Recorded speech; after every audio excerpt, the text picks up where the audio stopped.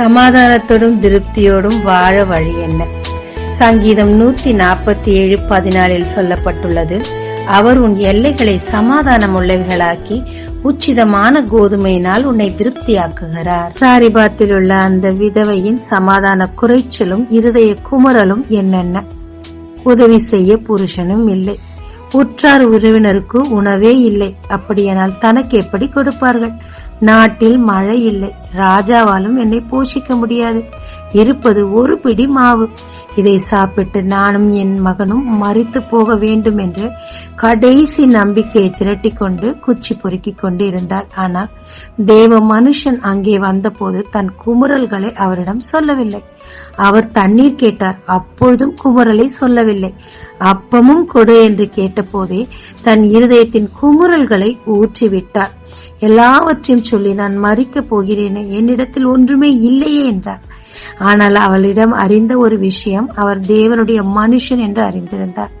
உம்முடைய தேவனின் ஜீவனை கொண்டு சொல்லுகிறேன் என்று அழுத்தி சொன்னார். தேவன் மேலுள்ள தன்னுடைய நம்பிக்கை விசுவாசத்தை அவள் அறிக்கையிட்டார். அத்தனை விதவைகள் அந்த நாட்டில் இருந்த போதும் தேவன் இவளை செலக்ட் பண்ண இதுதான் காரணமாய் இருந்திருக்க வேண்டும். தேவ மனுஷனை அவள் கண்டபோது அவரிடத்திலிருந்து எந்த அற்புதத்தையும் அவள் எதிர்பார்க்கவில்லை.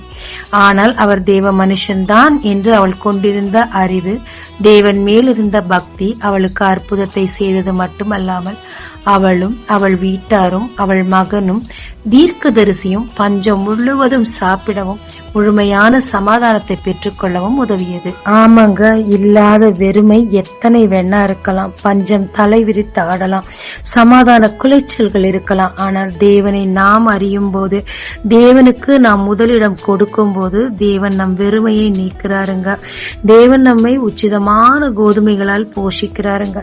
சமாதானத்தை நம் எல்லை முழுவதையும் கொடுத்து நம்மை மட்டுமல்ல நம்மை சுற்றியுள்ளவர் அத்தனை பேரையும் நம் மூலம் ஆசீர்வதிப்பாருங்க. அதனால கவலைப்படாதீங்க, துவண்டு போகாதீங்க, அவரை தேடுங்க, நம்பிக்கை வையுங்க. தேவன் உங்களுக்கு சமாதானத்தையும் உச்சிதமான ஆசீர்வாதங்களையும் வைத்திருக்கிறாருங்க. ஜெபிக்கலாமாங்க. தேவரீர் சமாதானமற்று ஒரு அதிருப்தியான வாழ்க்கை வாழ்ந்து கொண்டிருக்கிறேன் ஐயா. உம்மை முழுமையாய் அறிந்து கொள்ளவும் உமக்கு முதலிடம் கொடுக்கவும் அந்த சமாதானத்தையும் உச்சிதமான ஆசீர்வாதங்களையும் உம்மிடத்திலிருந்து பெற்றுக் கொள்ளத்தக்கதான வழிகளை எனக்கு கற்றுத்தாரும். இயேசு மூலம் பிதாவே, ஆமென். இயேசு கிறிஸ்துவின் நாமத்தில் இந்த நாளில் உங்களை ஆசீர்வதிக்கும் ஜீசஸ் விஷன்.